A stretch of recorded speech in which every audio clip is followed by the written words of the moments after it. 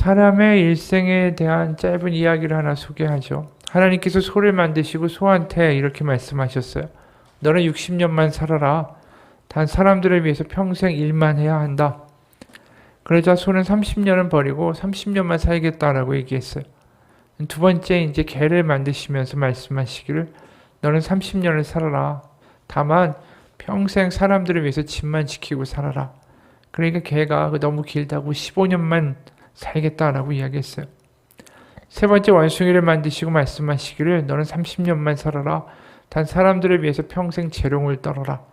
그러자 원숭이도 15년은 버리고 15년만 살겠다라고 이야기했어요. 그리고 네 번째로 사람을 만드시고 말씀하시기를 너는 25년만 살아라. 너한테는 그 대신에 생각할 수 있는 머리를 주겠다. 그랬더니 사람이 이렇게 얘기한 거예요, 하나님한테.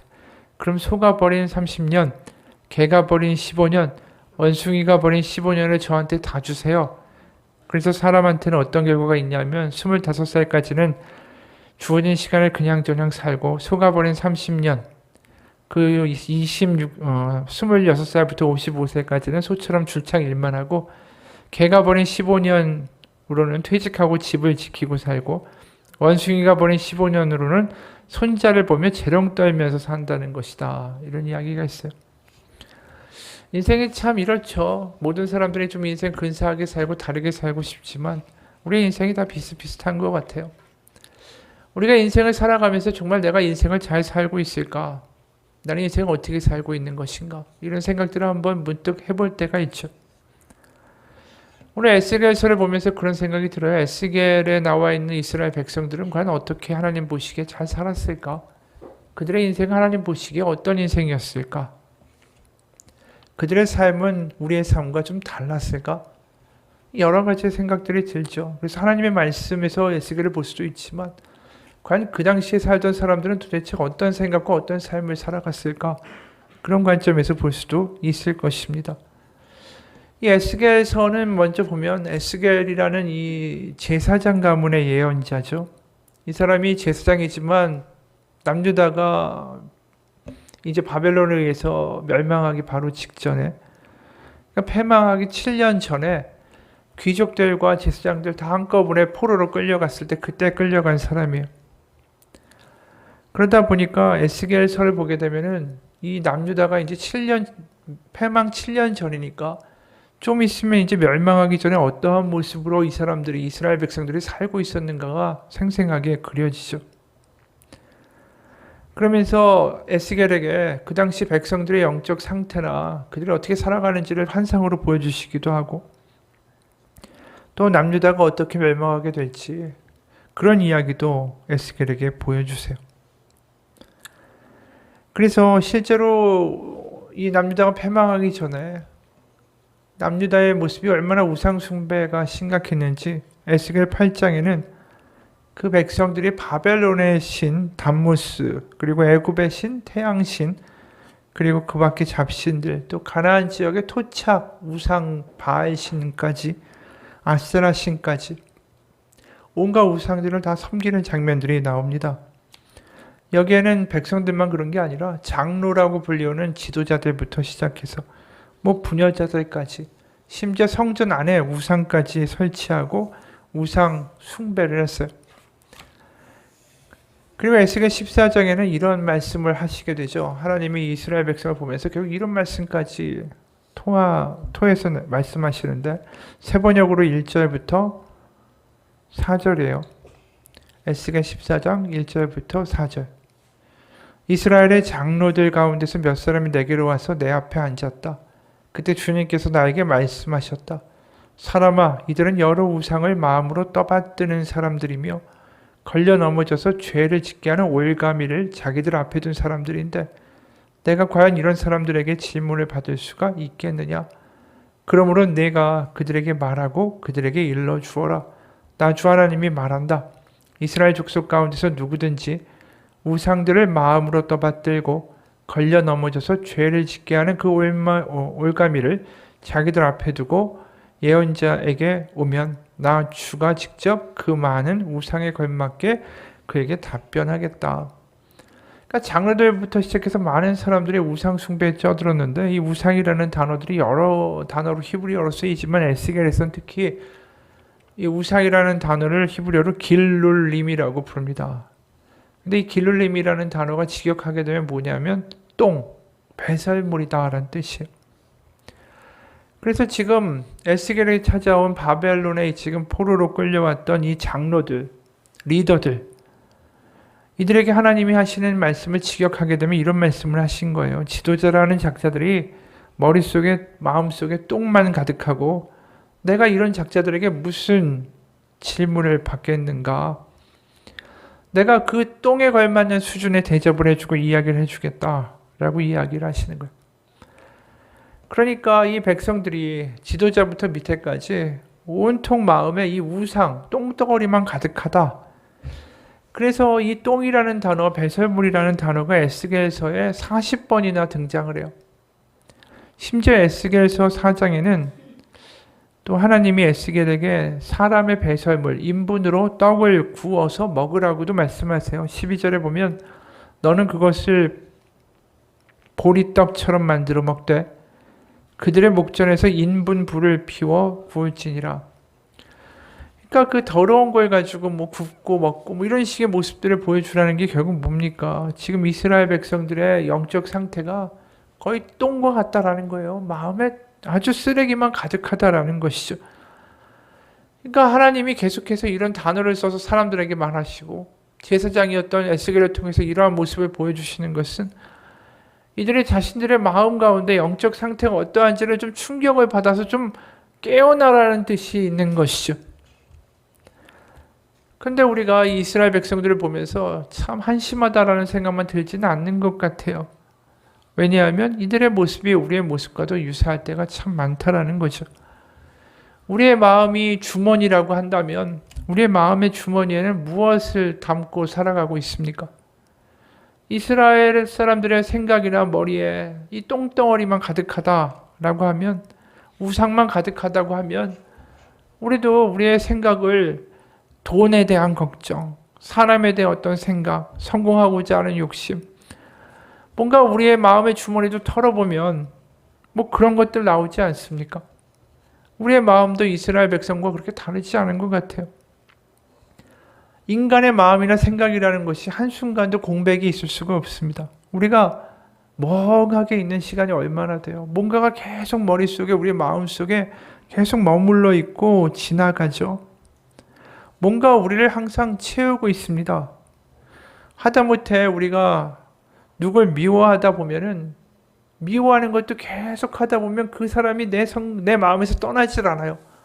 미워하다 보니까 계속 수시로 그 사람 생각이 나고, 또 돈 걱정하다 보면 뭘 하든 간에 돈하고 관련돼서 생각이 들기 시작하고, 그러다 보니까 그것 때문에 두려워지기도 하고 짜증도 내기도 하고, 우리 마음에 있는 게 이 쓰레기니까 우리의 삶의 반응 역시 말도 태도도 자꾸만 안 좋은 게 나오게 되는 거죠. 우리의 마음의 생각도 어떻게 하면 더 높은 데 가고 성공할 수 있고 돈을 더 가질 수 있고 뭘 할 수 있을까? 그렇게 하면 나한테 도움이 되는 사람하고 관계만 맺는 거에 혈안이 돼 있고 나머지에는 별 관심도 없어지는 거죠. 그러니까 우리의 삶의 모든 태도들이, 우리의 삶의 모든 어떤 모습들이 결국 내 마음에 뭘로 채워져 있는가와 직접적인 연관이 있다라는 말씀을 하시는 거예요. 하나님은 우리 가운데 원하시는 게 뭘까요? 우리가 엄청난 멋있는 제사와 예배를 드리고 엄청난 헌금과 봉헌을 하고 헌신을 하고 그런 것보다 우리 마음 가운데 하나님이 좀 가득 차 있는 걸 하나님이 가장 바라시지 않을까요? 하나님이 우리를 보실 때 우리 마음 가운데 쓰레기만 가득하구나, 네 마음 가운데 온갖 걱정과 근심과 네 계산과 네 욕심과 네 판단과 네 미움과 분노만 가득하구나, 그렇게 하나님이 우리 보신다면 그게 지금 이스라엘 백성들 너희들 마음에 똥만 가득하다라고 말씀하시는 것과 뭐가 다르겠어요? 예수님도 이런 말씀하신 적이 있죠. 마태복음 15장 18절에서 20절이에요. 입에서 나오는 것들은 마음에서 나오나니 이것이야말로 사람을 더럽게 하느니라. 마음에서 나오는 것은 악한 생각과 살인과 간음과 음란과 도둑질과 거짓 증언과 비방이니 이런 것들이 사람을 더럽게 하는 것이요 씻지 않은 손으로 먹는 것은 사람을 더럽게 하지 못하느니라. 예수님의 이야기도 결국 하나죠. 마음에 뭐가 담겨 있느냐가 그 사람을 결정하고 그 사람의 태도와 삶을 결정할 수 있는 굉장히 중요한 것이다라는 것입니다. 지존파의 대부였던 한 청년이, 조폭의 대부였던 청년이 법정에서 사형 선고를 받았어요. 그가 죽을 때 한 말이 아주 의미심장하죠. 제가 초등학교 다닐 때 선생님한테 미술 시간에 크레파스를 가지고 오지 않았다고 꾸지람을 호되게 받았습니다. 나는 너무나 가난해서 가지고 올 수 없었는데 그 말을 할 수가 없었죠. 선생님은 화를 내면서 매를 때렸습니다. 나중에는 심지어 준비물을 가져오라면 훔쳐서라도 가져와야 할 거 아니냐라면서 말했습니다. 그때부터 나는 물건을 훔치기 시작했고 훔치는 것이 재미있었습니다. 선생님의 그 말 한마디가 내 일생을 바꾸어 놓았죠. 그러니까 이 어린 아이의 마음에 결국 담아두게 된 말, 똥덩어리가 뭡니까? 준비물 가져오라면 훔쳐서라도 가져와야 될 거 아니야. 이 다른 사람의 말 똥덩어리가 그 사람을 완전히 똥 같은 인생으로 몰고 간 거죠.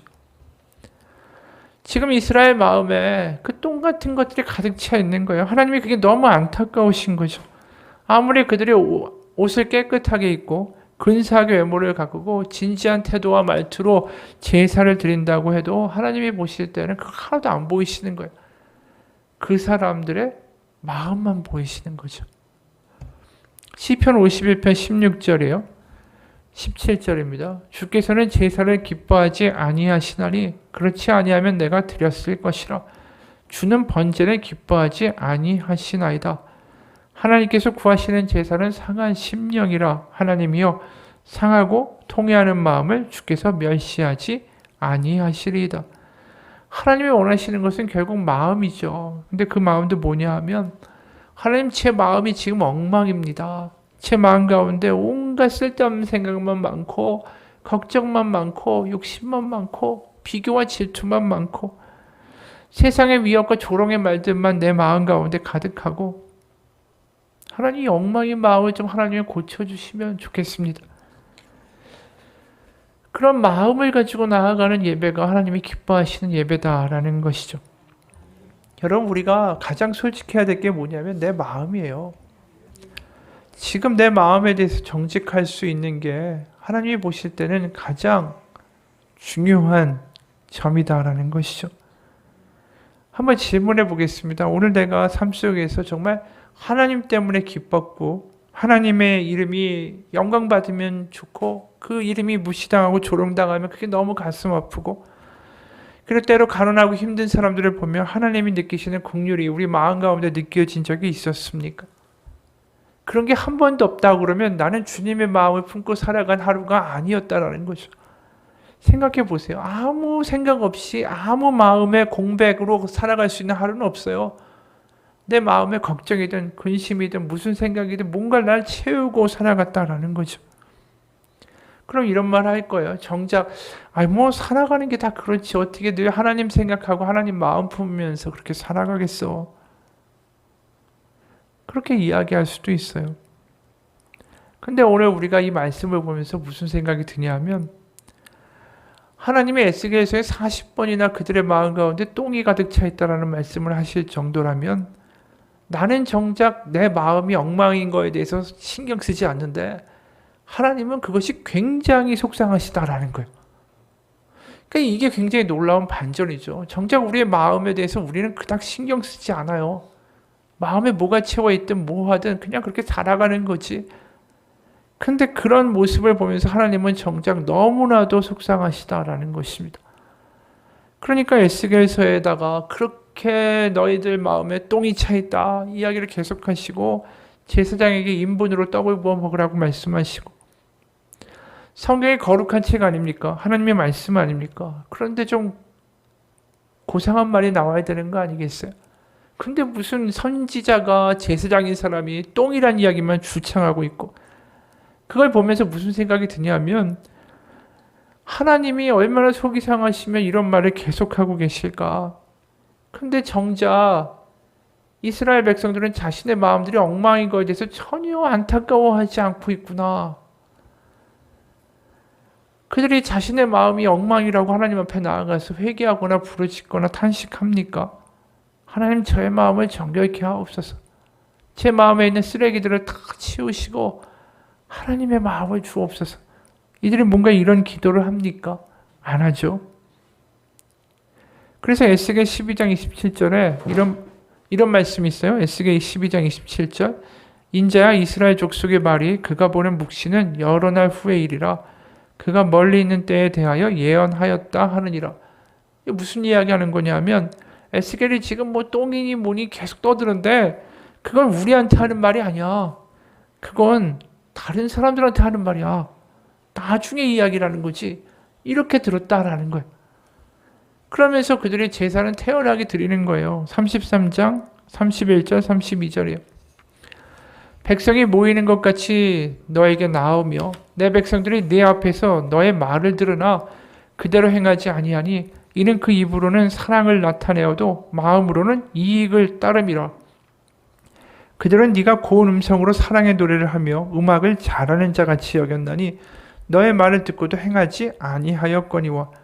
그들의 마음에 엉뚱한 이익과 똥덩어리가 가득 차 있는데 지금 그거에 대해서 아무리 에스겔이 말을 한다 할지라도 그들이 그 선지자의 말을 뭐처럼 느꼈냐 하면 마치 가수가 공연하듯이 잘한다. 자기들한테 해당되는 말로 하나도 안 들었다라는 거예요. 이게 우리가 드리는 예배일 수도 있다는 거죠. 내 마음이 엉망인데 하나님은 정작 나를 보면서 너무 안타까운데 우리는 그냥 예배 와서 말씀 들으면서 끄덕끄덕 그렇구나 뭐 남 이야기처럼 듣고 그리고 또 아무런 변화 없이 그냥 살아가는 거, 마음엔 순똥덩어리 담아두고 그렇게 살아가는 거, 우리의 마음은 쓰레기장인데도 그냥 그렇게 무시하면서 무덤덤하게 살아가는 거, 울 줄도 모르는 마음이 되어가는 거. 그게 하나님이 얼마나 안타까우시겠어요. 지금 남유다 백성들을 보게 되면 거의 살아있어도 죽은 사람들 같아요. 그냥 사는 게 사는 거지. 어느 순간 마음이 그냥 쓰레기도 가득 차 있는데 그냥 그게 늘 정상인 것처럼 살아가는 거예요. 그냥. 그들에게 과연 회생의 가능성이 있을까요? 어떤 이야기를 해도 안 들리는데 심지어 심한 말로 똥덩어리라고 이야기하시고 제사장의 이상한 행동까지 보여주시고 계속 말씀하시는데도 안 변하는데 과연 하나님은 어떻게 이들을 해결하셔야 할까? 그게 바로 오늘 본문의 말씀이에요. 내가 너희를 다시 가나안 땅 고국으로 데려갈 건데 25절 맑은 물을 너에게 뿌려서 너희를 정결하게 하되 곧 너희 모든 더러운 것에서와 모든 우상 숭배에서 너희를 정결하게 할 것이다. 그러니까 그 마음이 아까 얘기한 대로 똥덩어리니까 얼마나 더러워요. 그러니까 내가 너희를 물로 깨끗하게 씻겨줄 것이고 그리고 26절 또 새 영을 너희 속에 두고 새 마음을 너희에게 주되 너희 육신에서 굳은 마음을 제거하고 부드러운 마음을 줄 것이며. 이건 무슨 말일까요? 굳은 마음을 원어로 보게 되면 돌로 만든 심장이란 뜻이에요. 여러분 온몸에 피를 보내는 게 심장이잖아요. 근데 심장이 돌로 만들어졌으면 피가 돌겠습니까? 죽은 사람이죠. 그러니까 이들이 똥투성이니까 다 씻기고 하나님이 부드러운 마음, 이걸 직역하면 뭐냐면 살점이 있는 심장이란 뜻이에요. 살로 만든 심장. 그래서 그 심장으로 다시 바꿔주시고 거기에 새 호흡을 불어넣어 주시겠다라고 말씀하시는 거예요. 그러니까 어떻게 보면 심장이 다 망가진 사람에게 심장 이식 수술을 해주는 것 같은 모습이 지금 이 장면이다라는 것입니다. 그래서 28절에 내가 너희 조상들에게 준 땅에서 너희가 거주하면서 내 백성이 되고 나는 너희 하나님이 되리라. 결국 어떤 이야기냐면 내가 너희들 가운데 새로운 심장을 넣어줘서 이제 새로운 마음을 줘서 어떤 상황이 오고 어떤 두려움이 오고 어떤 조롱과 어떤 위협이 와도 그래 하나님이 내 아버지신데 나를 돌보시고 나와 함께 하셔. 이런 생각 가운데 전혀 흔들리지 않는 마음을 줄 것이다. 이렇게 이야기하시는 거예요. 생각해 보세요. 우리가 아무리 애를 쓴다고 해도 순식간에 우리가 분노가 들고요. 짜증이 들고요. 순간 질투가 들어오고 순간 비교하는 마음이 들어오고 순간 억울해지고 순간 분노하고 이런 것들을 우리가 내 스스로 막을 수가 있습니까? 안 돼요. 내 능력으로 안 됩니다. 이스라엘 백성도 마찬가지예요. 자신의 마음들이 얼마나 엉망인지 스스로 내 마음이 얼마나 똥덩어리인지조차 인식을 못하잖아요. 그러니까 스스로 마음을 정결해야 되겠다라는 생각도 못하죠. 그게 그들의 모습뿐 아니라 우리의 모습이기도 하다라는 거예요. 생각해 보세요. 아이가 아무리 세수를 열심히 한다고 하고 이를 잘 닦는다고 해도 어른들이 볼 때는 떼꾸정물이 이렇게 흐르잖아요. 우리가 그런 수준이에요. 내 스스로 뭔가 해보겠다. 마음을 정결하게 하겠다. 그럼 뭐 얼마나 하겠어요. 결국 하나님이 직접 씻기시고 새 마음을 주시는 것밖에는 길이 없는 거죠. 그 일이 신약에서 결국 어떻게 이루어졌습니까? 새로운 심장을 주겠다. 새로운 마음을 주겠다. 그게 바로 예수 그리스도의 십자가의 사건이죠. 고린도전서 2장 16절에 이런 말씀이 있어요. 누가 주의 마음을 알아서 주를 가르치겠느냐? 그러나 우리가 그리스도의 마음을 가졌느니라. 이걸 직역하면 뭐냐 하면 그리스도의 심장을 가졌다라는 거예요. 바로 하나님의 아들 예수 그리스도를 하나님은 죽이셔서 우리 가운데 새로운 심장을 주셨다라는 표현이죠. 이게 좀 낯설 수도 있습니다. 한 이야기를 소개하죠. 나이 많은 노인 한 분이 병원에 입원했어요. 그는 남의 심장을 이식하지 않으면 살아갈 수 없는 상태에 있었습니다. 그가 입원한 까닭은 너무 건강이 나빠져서 더 이상 집에는 있을 수 없었기 때문이었어요. 그래서 병원에 입원해서 이식할 심장이 나타나기를 기다리고만 있었습니다. 그럼 그 사람에게 예쁘고 착한 딸이 한 명 있었어요. 직장도 휴직을 하고 이 아버지 곁에서 이 딸이 매일매일 돌보고 있었습니다. 병원도 사람이 있는 곳이라 수군거리는 사람들이 뒤에 있었죠. 나이도 많은 노인이 살면 얼마나 더 살겠다고 이식할 심장을 기다리느냐고 뒤에서 수군거리는 사람들도 있었죠. 딸이 그런 말을 들을 때마다 화를 내고 그 사람들하고 언쟁을 벌였어요. 당신 같으면 살고 싶지 않겠냐고. 정말로 딸은 아빠를 사랑을 했죠. 근데 그런 딸이 교통사고를 당해서 뇌사 상태에 빠졌습니다. 그녀는 아버지가 입원해 있는 병원으로 실려왔는데 운전면허증을 보니까 사고를 당하면 모든 장기를 기증하게 되어 있었어요. 그래서 의사들은 아버지한테 딸의 심장을 받으라고 권했지만 아버지는 절대로 딸의 심장을 받을 수는 없다라고 말했죠. 자기가 어떻게 딸의 심장을 가슴에 담고 품고 살겠냐고, 심장이 뛰는 것을 느낄 때마다 딸 생각이 나서 어떻게 살겠냐고 말이죠. 결국 의사들은 그분을 설득하기를 포기했어요. 그럴 때 한 인턴 의사가 그 아버지한테 와서 말했습니다. 저도 바로 얼마 전에 이 병원에서 아버지를 잃은 사람입니다. 별것 아닌 병으로 입원한 아버지가 그만 더 중한 병이 발견됐고 의사 선생님들이 최선을 다했지만 결국 아버지를 구하지는 못했습니다. 그러나 그때 제가 할 수만 있었다면 아버지한테 제 심장을 드리고 싶었습니다. 바로 저를 의대 공부시키느라 또 형제들을 기르느라 고생하다가 이렇게 병이 든 아버지를 살릴 수만 있었다면 제 심장이라도 꺼내드리고 싶었습니다. 그리고 이렇게 말했어요. 바로 노인의 딸, 당신의 딸도 같은 마음일 거라고. 그 말을 듣고 이 노인은 수술을 받기를 결심했죠. 여러분, 이 아버지가 딸의 심장을 품고 살아간다는 게 끔찍한 일일 수도 있지만 매일매일 사는 1분 1초가 딸과 동행하는 삶이 아니었을까요? 심장의 박동소리를 들을 때마다 아빠 사랑한다는 그 딸의 목소리가 생생하게 들리지 않았을까요? 여러분, 이렇게 하나님이 우리를 바꿔가기 원하신다라는 거예요. 그분의 아들을 죽여서 바로 그리스도의 심장을 우리 가운데 뛰게 하시는 것. 구원은 다른 게 아닙니다. 그리스도의 마음을, 그분의 심장을 품고 살아가는 거죠. 왜 심장이란 말을 할까요?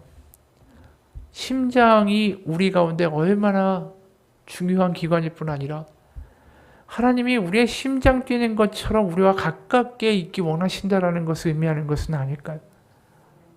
여러분, 갈라디아서 2장 20절도 이런 말해요. 내가 그리스도와 함께 십자가에 못 박혔나니 그런즉 이제는 내가 사는 게 아니요 오직 내 안에 그리스도께서 사시는 것이라. 이제 내가 육체 가운데 사는 것은 나를 사랑하사 나를 위하여 자기 자신을 버리신 하나님의 아들을 믿는 믿음 안에서 사는 것이라. 이게 다른 이야기일까요? 예수 그리스도의 심장을 품고 예수 그리스도의 마음을 품고 하나님이 내 안에서 살아계셔. 내 안에서 박동치고 계셔. 너무나도 가깝게 느껴져. 그런 삶 우리 가운데 이루겠다라고 말씀하시는 거 아니겠어요? 맥스 루키드 목사가 지은 은혜라는 책에 이런 이야기가 나옵니다. 텍사스 휴스턴에 테일러라는 딸을 둔 행복한 가정이 있었어요. 근데 2010년 13살 난 딸 테일러가 스키를 타러 갔다가 사고를 당해서 뇌사 상태에 빠졌습니다. 의학적으로는 이제 죽은 사람이 된 거죠.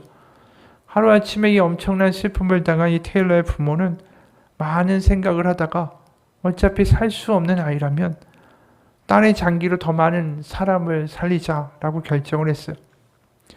여러 경로를 거쳐서 사랑하는 딸 테일러의 심장은 애리조나에 사는 윈토스라는 아이한테 심장 이식이 됐습니다. 윈토스라는 아이는 심장이 너무 약해서 전혀 움직이지 못하고 누워서 떠먹여주는 음식만 겨우 받아 먹었고 겨우 생명을 이어가고 있는 아이였어요. 결국 이 윈토스라는 아이는 딸 테일러의 심장을 무사히 이식받았고 6개월간의 적응과 재활 기간을 거쳐서 거의 정상인의 삶을 살게 됐습니다. 윈토스가 이렇게 건강을 회복하니까 윈토스의 어머니는 장기를 기증한 테일러 부모님을 자신의 집으로 초청을 했죠.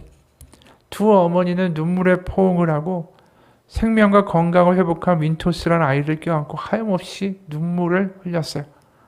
이때 윈토스는 테일러의 부모님한테 선물 상자를 하나 드렸습니다. 그 상자 안에는 청진기가 들어있었어요.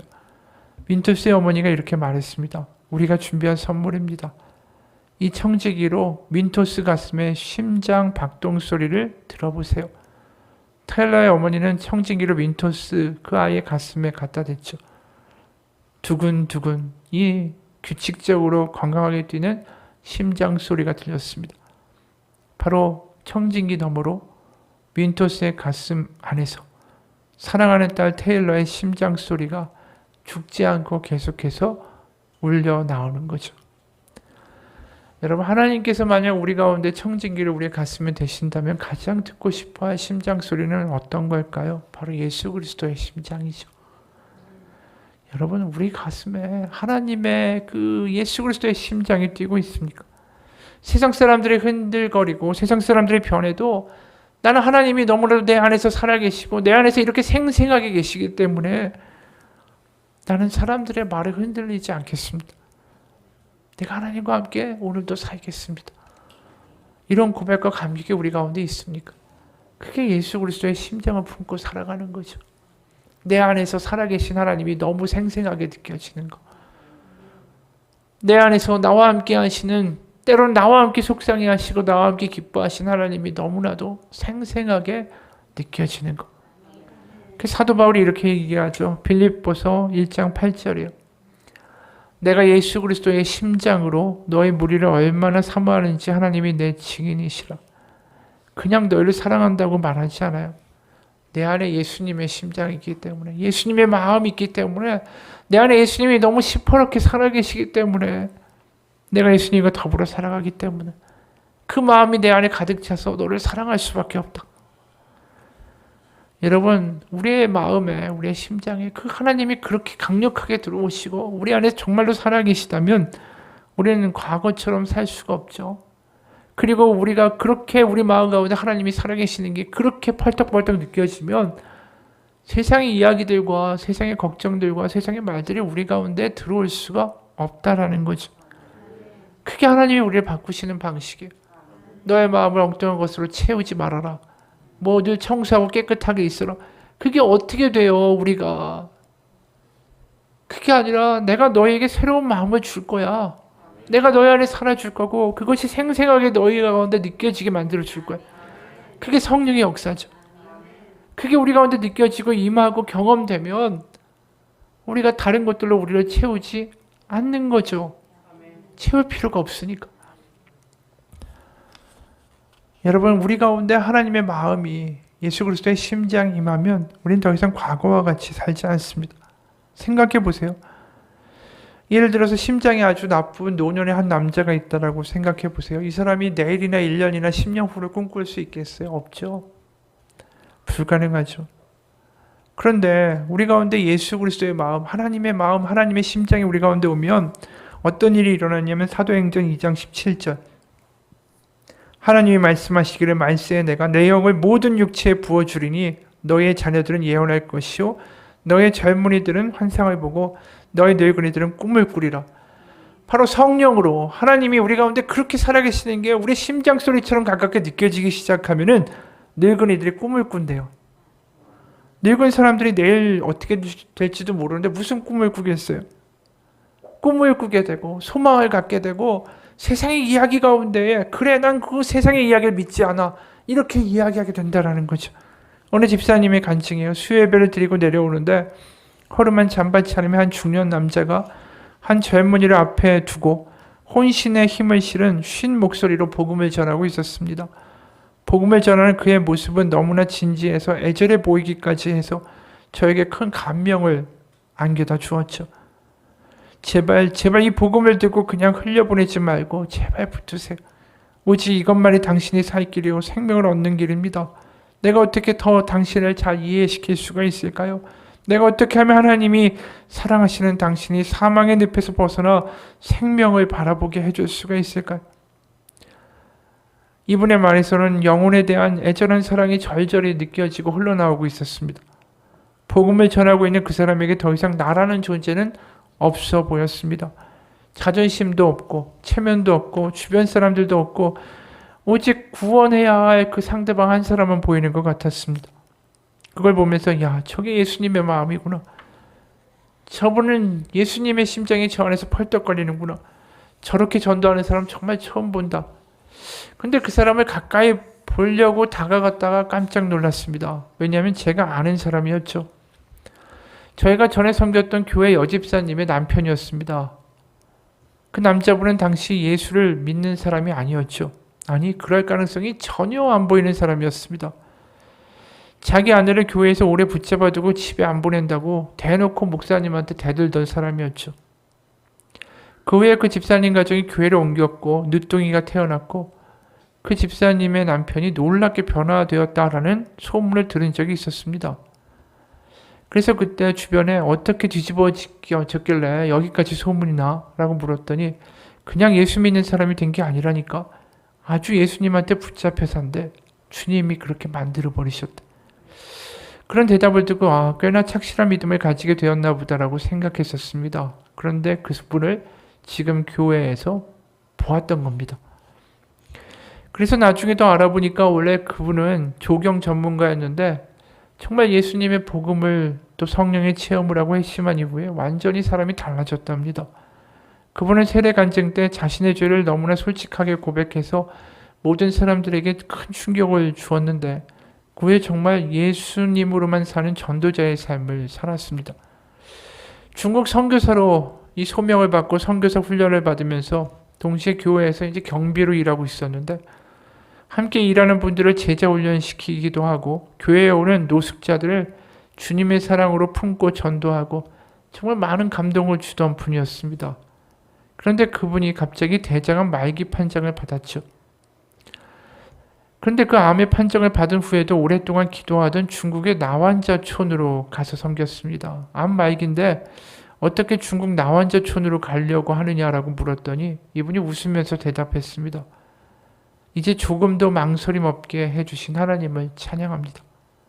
중국 나환자들에게 간다라고 말했지만 마음에 늘 이 주춤한 마음이 있었는데 암 말기라는 판정을 받고 나니까 그런 망설임마저도 다 사라졌다라는 뜻이었습니다. 정말 그 집사님은 복음을 삶으로 살아낸 증인이었죠. 이분이 언젠가 금요 집회에서 간증을 했는데 강단에 서서 성전 파수의 사명을 맡은 김대영 집사랍니다. 라고 자신을 소개했습니다. 누가 그 집사님에게 성전 파수의 사명을 맡겼을까요? 목사님? 장로님? 아닙니다. 바로 하나님이 바로 그분께 맡긴 거죠. 그분은 말만 그렇게 한 게 아니라 그런 마음으로 교회에 경비를 섰던 것입니다. 교회에 오는 모든 이들을 주님의 마음으로 맞이한 거죠. 그는 교회를 경비한 게 아니라 주님의 마음으로 성전을 파수하였고 힘들고 어려운 이들을 돌보았습니다. 심지어 교인들이 그분에게 기도받으려고 줄을 섰을 정도였죠. 그래서 그분의 장례식 때 너무나 많은 사람들이 슬퍼했습니다. 이 이야기를 보면서 그런 생각을 했어요. 정말 어떻게 예수님의 심장이 그렇게 그 안에서 펄떡거리고 하나님의 마음이 그렇게 뜨거우면 이렇게 살 수 있을까? 하나님은 사람을 그렇게 바꾸실 수 있는 하나님이구나. 근데 왜 우리의 마음은 이렇게 쓰레기 같은 것만 꽉 차 있을까? 왜 우리의 마음은 하나님으로 말미암아 뜨거워지지 않을까? 우리 하나님한테 나아가 목마름으로 기도해야 되지 않을까? 하나님은 정작 우리를 보면서 가장 안타까워하시는 것은 아닐까? 그런 생각이 들었어요. 이스라엘 백성들을 보면서 얼마나 속상하시면 너희 마음에 쓰레기만 가득해. 똥덩어리만 가득해. 왜 그렇게 사니라고 말씀하신 하나님이 우리 가운데 새 마음을 주신다고 하지 않습니까? 우리가 구해야 될 건 뭐겠어요? 하나님, 제 마음이 이렇게 엉망입니다.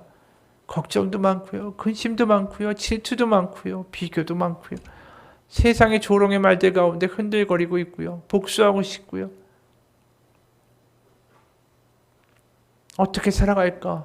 돈 걱정과 미래 걱정으로만 가득 차 있고요. 하나님은 보이지도 않습니다. 하나님 때문에 감동하고 감격하면서 살았던 것이 언제인지 점점 떠오르지가 않습니다. 하나님, 저한테 새 마음을 주옵소서. 이게 우리의 기도가 되어야 되지 않을까요? 우리에게 새 마음이 임하면 다른 것들이 다 문제가 안 돼요. 우리가 제일 먼저 하나님이 볼 때 안타까우신 것은 내 뜻이, 내가 원하는 게, 내가 계획하는 일들이 안 되는 게 하나님 보시기에 안타까우신 게 아니라 우리의 마음에 쓸데없는 것으로 가득 차 있는 게 하나님이 가장 안타까우신 거라니까요. 하나님이 안타까워하시는데 왜 우리의 기도는 거기에 걸맞게 기도하지 못하는가라는 거예요. 하나님이 안타까워하시면 우리가 그 안타까움에 맞는 기도를 하면 하나님이 거기에 맞는 능력과 변화와 새로운 마음을 주시지 않겠어요? 하나님 앞에 합당한 것을 구하면 하나님 반드시 응답하시겠죠. 그것이 하나님이 주기 원하시는 새로운 마음이라면 더욱더 그렇게 하시지 않을까요? 미국의 사업가이자 목회자인 하영록이라는 분의 이야기도 마찬가지예요. 이분도 굉장히 많이 알려진 분이죠. 신문기사에 이분의 소개예요. 전도 유망한 한 남자가 있었다. 명문 펜실베니아 대학 건축학과를 졸업한 이 청년은 유명 건축 설계 회사의 중역이었으며 아내와 어린 두 딸도 있었다. 1991년 가을 뉴욕으로 가는 고속도로 위에서 이 남자는 갑자기 의식을 잃고 쓰러졌다. 심장이 비정상적으로 빠르게 뛰다가 호흡 곤란으로 쓰러지는 심실 빈맥증이었다. 필라델피아 한인사회의 자랑이었던 32살의 이 사내는 그날 이후로 천국에서 지옥으로 내동댕이 쳐졌다. 2년 뒤에 심장 이식을 기다리던 그에게 꼭 맞는 심장이 나타났다. 이제 다시 천국으로 사뿐히 발만 옮기면 될 터였다. 그런데 그 순간 그는 자기 몫으로 나온 그 심장을 옆방에 죽어가던 여성에게 양보했다. 바로 미국 동부의 메이저 건축 설계 회사 팀하스의 대표인 하영록 회장의 이야기다. 실제로 이분이 자신의 심장 이식을 받아야 되는데 그 심장을 다른 여인한테 양보를 했죠. 이분이 그때를 이렇게 회상해요. 의사가 병실 문을 열고 나가기 전에 그 사람이 자기 나름 제 행운을 축하해 주려고 안 해도 될 말을 했죠. 당신은 지금 심장을 얻어서 정말 좋은데 옆방에 있는 여자는 이틀이면 죽어요. 그녀가 기다리는 심장이 당신과 똑같은데 그게 당신한테 갔네요. 행운이라는 말로 한 것 같은데 그 말을 듣고 내가 그렇게 놀라자 당황해서 이렇게 말하더군요. 팀, 이 심장은 당신 거예요. 당신 차례가 맞으니까 우리가 안 뺏어가니까 당장 수술합시다. 어서 가족에게 전화해요. 황급히 나가던 그 의사를 제가 선생님하고 불렀어요. 바로 23년 전 그날 병동의 환자들은 심장을 받지 못해 일주일에 한 명씩 죽어나가던 상황이었다. 함께 식사할 때면 다들 우리 가운데 누가 살 수 있을까? 누가 버틸 수 있을까? 누가 살아남을까라는 눈빛이었다. 그렇기 때문에 나한테 맞는 심장을 똑같이 기다리고 있는 다른 사람의 존재는 그 자체만으로 나의 생명에는 위협이었고 장애물이었다. 그런데 내가 물었다. 그 여자가 확실히 죽습니까? 그럼 나는 며칠을 더 살 수 있나요? 그러자 그 여자는 곧 죽고 나는 일주일, 길면 3주 정도 더 살 수 있을 거라고 하더군요. 그래서 내가 말했습니다. 이 심장을 그 여자에게 주세요. 의사는 절대 그럴 수가 없다고. 그런데 내가 심장을 기다리며 5개월 동안 했던 기도가 하나님이 나를 살려주시면 내 남은 생을 이웃을 위해서 살겠습니다라는 기도였습니다. 그렇기 때문에 그 심장을 그 여인에게 주라고 이야기했고, 의사는 저를 이기지 못했고 심장은 1시간 만에 교통사고로 입원한 옆방의 여인에게 갔습니다. 물론 적합한 심장을 받지 못하면 나도 95% 죽게 된다는 걸 알고 있었죠. 실제로 정확히 일주일 뒤에 이 하영록 이분은 호흡곤란으로 혼수 상태에 빠졌습니다. 의사들이 출근하면 제일 먼저 묻는 게 팀은 아직도 살아있어? 바로 죽음을 눈앞에 둔 환자가 심장을 양보했다라는 이야기가 퍼지면서 이 불평과 큰 소리가 들끓던 응급병동의 직원과 환자들이 서로를 배려하기 시작했죠. 그렇게 한 달을 버티고 있을 때 기적적으로 또 하나의 심장이 나타났어요. 그리고 이식 수술을 받고 이분은 건강한 몸으로 집에 돌아왔습니다. 그의 아내와 함께 차고에서 새로운 비즈니스를 시작했고 놀랍게도 몇 달 만에 미국에서 두 번째로 큰 신용카드 회사의 신축 사업 공사 감리를 의뢰받았어요. 고객을 만난 자리에서 솔직하게 이야기했습니다. 제가 애초에 이 회사를 이웃을 돕기 위해서 세웠습니다. 하지만 나는 언제 죽을지도 모르는 심장 이식 환자라 만일을 대비해서 실무는 내가 아닌 직원이 맡게 될 겁니다. 그런데도 이 회사는 그 사실을 알고도 첫 번째 건물을 저한테 맡겼고 이어서 진행될 4개의 본사 건물 설계 프로젝트도 의뢰했습니다. 알고 보니까 그 뒤에는 로저 크로저라는 부사장이 있었습니다. 근데 그는 왜 이렇게 엄청난 리스크를 감당하고 하영록 이 심장 이식을 받은 이분한테 호의를 베풀었을까? 나중에 그분의 비서를 통해서 전해 들었어요. 나를 만났을 때 그는 이미 암으로 2년의 시한부 선고를 받은 상태였죠. 훗날 그분이 돌아가시고 그분의 유언이 이랬습니다. 내가 죽은 다음에도 나는 저 사람을 통해서 살아가고 싶습니다. 그러니까 내가 죽은 후에도 저 사람을 성공하도록 꼭 도와주십시오라고 말했어요. 그리고 컴퓨터를 갖다 놓고 시작한 이 회사는 정말 놀랍게 성장했죠. 이것을 보면서 우리 그런 생각이 들어요. 이분이 병원에서 받은 게 물리적인 육체의 심장 이식 수술이었을까? 그게 아니라 이분에게는 예수님의 심장이 있었던 것 같아요. 그러니까 자신의 그 돌아올 수 있는 심장을 다른 사람에게 줄 수 있는 거, 그 안에 하나님이 살아계시지 않고는 어떻게 그렇게 하겠어요? 우리 같으면 못해요.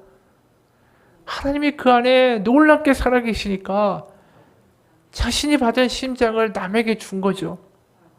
그 안에 예수 그리스도의 심장이 있는 사람이 이런 사람들 아니겠어요? 지금도 하루 몇 끼니마다 한 움큼의 약을 매일 먹어야 되고 언제 이식받은 심장이 멈출 줄 모릅니다. 그런데도 여전히 사랑하고 베풀 수 있고 여전히 꿈꿀 수 있고 그렇게 살아가는 거, 이게 예수 그리스도의 마음, 예수 그리스도의 심장이 그 가운데 뛰고 있는 거 아닙니까? 매일매일 하나님이 그 안에서 펄떡펄떡 뛰시는 그 하나님의 마음, 하나님의 심장이 그 가운데 있으니까 이렇게 할 수 있는 거죠. 그렇지 않다면 어떻게 남한테 자신의 심장을 주겠어요? 그렇지 않다면 매일매일 불안하면서 나 언제 죽을지 몰라, 나의 심장 언제 멈출지 몰라, 불안 가운데 살지 않겠어요? 이분이 인터뷰에서 이런 말을 해요. 현재 심장에 연결된 2개의 혈관이 막혔어요. 한 개는 완전히 막혀서 어쩔 수 없고 다른 하나는 스텐트를 넣어서 확장해 보려는 중입니다. 더 좋아질 수도 나빠질 수도 있습니다.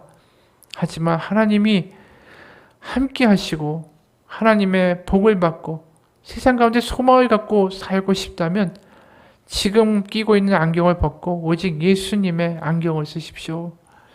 이게 무슨 이야기겠어요? 바로 그리스도와 함께 사는, 그리스도의 마음을 가지고 하나님이 함께 하시는 것을 경험하면서 사는 삶으로 살면 다른 게 보이기 시작합니다. 이 이야기하는 거잖아요.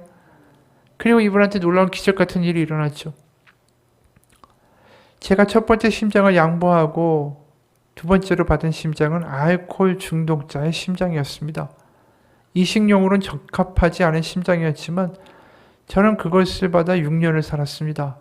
6년 후에 다시 발작이 일어났을 때 다행히 10대 소년의 튼튼한 심장을 받을 수가 있었죠. 당시의 의사가 그러더군요. 당신은 2번의 이식 기회를 다 썼기 때문에 이제 앞으로 문제가 생기면 더 이식해 줄 심장은 없다. 이게 끝이라고.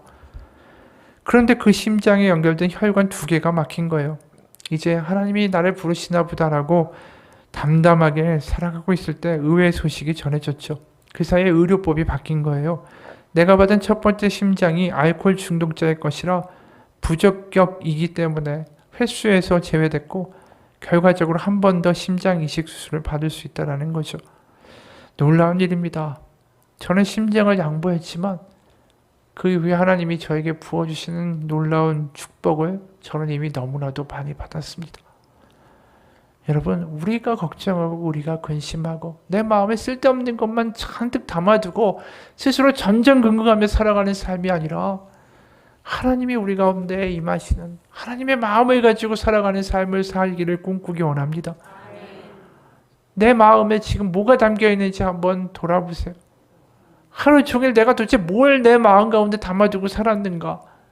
요새 일주일 동안 도대체 내가 뭘 내 마음 가운데 담아두면서 그렇게 살아갔는가? 아니면 아무것도 느끼지 못하는 상태로 그렇게 무덤덤하게 아무것도 느끼지 못하고 기뻐하지도 못하고 슬퍼하지도 못하고 아무 감각도 없이 그렇게 딱딱해진 심장으로 사는 건 아닌가? 하나님은 그런 나를 보면서 도대체 얼마나 안타까워하실까? 여러분, 이미 하나님은 우리 가운데 예수님의 심장을 주시겠다고 하셨어요. 하나님 우리 가운데 벌떡벌떡 뛰어지는 그 생생한 그 감격을 가지고 살아갈 수 있도록 하나님은 우리 가운데 이미 그 길을 열어주셨다라고 말씀하셨습니다. 우리가 그 하나님을 느끼고 살아가기를 소원합니다. 우리가 구해야 될 건 뭡니까? 하나님, 나의 상한 마음을 아버지 앞에 내어놓습니다.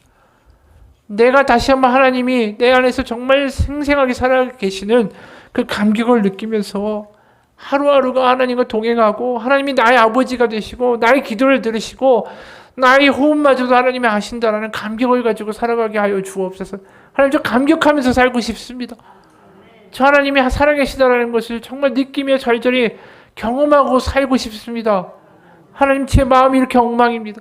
아무것도 못 느끼는 돌과 같은 마음 하나님 부수시고 하나님의 새 마음을 저에게 부어주옵소서. 이게 우리가 하는 하나님께 드리는 온전한 기도가 되기를 주님의 이름으로 축원합니다. 같이 기도하겠습니다. 하나님 아버지, 우리 하나님에게 내가 세워놓은 계획과 내가 마음 가운데 가득 찬 포부와 내 마음에 가득 차 있는 정욕과 욕심과 비교와 달리고자 하는 우리의 우상을 하나님 앞에 내어놓으며 이걸 달라라고 기도합니다. 그것 때문에 힘들어하기도 하고 내 뜻한 바대로 되지 않아서 때로는 우리 마음 가운데 실망과 좌절이 가득하기도 하고 다른 사람이 하는 말 때문에 상처입기도 하고 억울한 마음이 들기도 하고 비교 또는 분노가 우리 마음을 채워가기도 하고 힘들어서 짜증이 한숨이 우리 가운데 우리의 마음을 휘감기도 하고 어느 순간 너무 힘들어서 아무것도 느끼지 못하는 돌과 같은 마음이 되어서 그냥 모든 것이 습관처럼 예배하고 습관처럼 가장으로 아내로 살아가고 있는지도 모릅니다. 하나님, 저 좀 느껴보고 싶습니다. 좀 감격하고 싶고 좀 하나님 때문에 기뻐하고 싶고 하나님 때문에 꿈꾸고 싶고 하나님 때문에 다시 소망하고 싶고 하나님 때문에 정말 원수를 사랑할 수 있는 마음이 내 마음 가운데 있기 원하고 그냥 무덤덤하게 아무것도 느끼지 못한 채로 그렇게 죽어가는 그런 사람으로 살고 싶지 않습니다. 하나님, 우리의 마음 가운데 너무나도 쓸데없는 것들이 많이 가득 차 있습니다. 쓸데없는 것으로 걱정하고 근심하고 눌려있고 더 이상 그렇게 종살이하는 억울한 인생 살지 않게 하여 주옵소서. 우리 마음에 하나님의 살아계심이 우리의 심장 소리가 들리는 것처럼 생생하게 하나님의 살아계심이 경험되는 역사가 우리 가운데 있게 하여 주옵소서. 하나님이 원하시는 예배는 상한 심령입니다. 하나님, 우리를 불쌍히 여겨 주옵소서.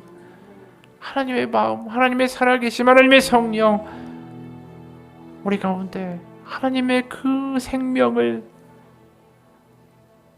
정말 생생하게 느끼도록 하나님 우리 가운데 하나님의 성령으로 새 영으로 충만케 하여 주옵소서.